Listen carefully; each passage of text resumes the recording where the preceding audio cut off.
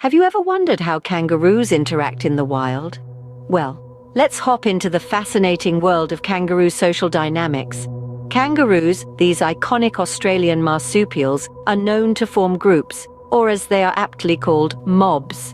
Now don't get the wrong idea, these aren't unruly gatherings, but rather structured communities that play an essential part in kangaroo life. A typical mob usually consists of 10 or more kangaroos, but don't be surprised if you stumble upon a super mob, which can sometimes reach up to 100 members.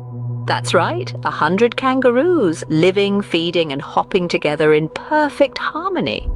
These mobs provide safety in numbers and a social structure that's as intriguing as it is complex. But what drives the formation of these mobs, and how do individual kangaroos fit into the group?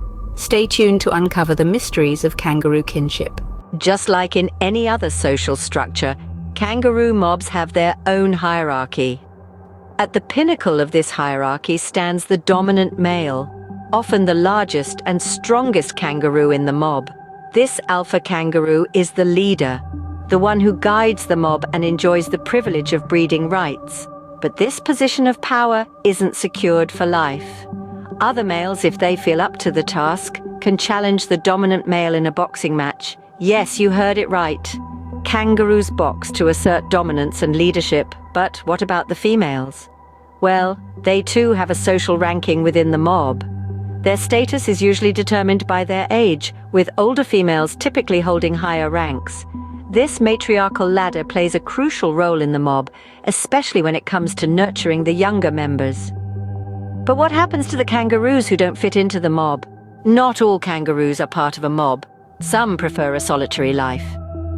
Now, you might be wondering, why would a kangaroo choose to live alone? The reasons vary.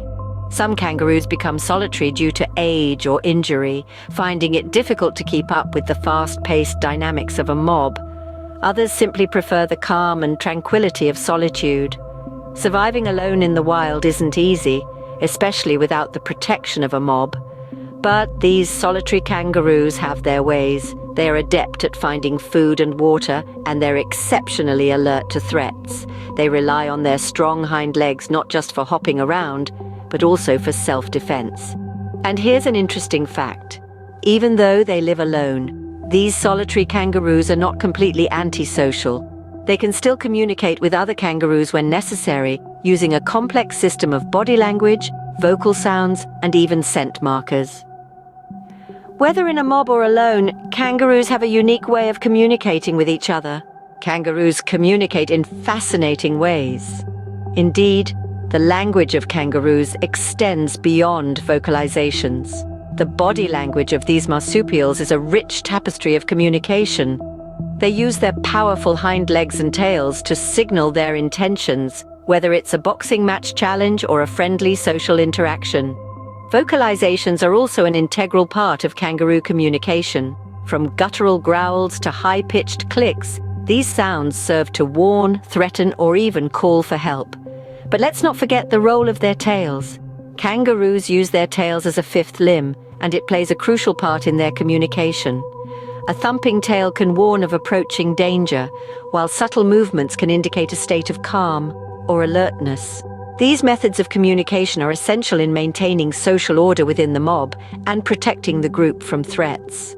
So, it's not just about hopping around. From mobs to solitary individuals, kangaroos showcase a wide range of social dynamics that are as fascinating as they are complex.